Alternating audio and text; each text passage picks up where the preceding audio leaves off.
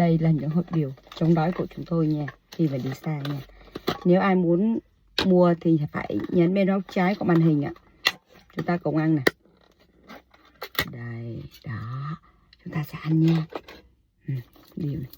Khi mà đi xa chúng ta chỉ cần 10 hạt như vậy thôi. Mà mua hàng ngày ở đâu? Ở góc trái của màn hình nha. Đây. Ngứa nghe không ạ?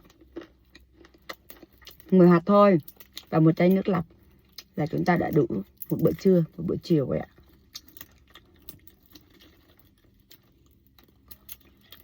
Đây nha.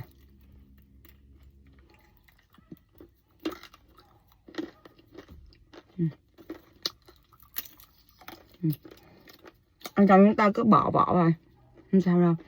Muốn mua á thì chúng ta hãy bấm vào góc trái của màn hình để chúng ta mua một điều cực kỳ rẻ.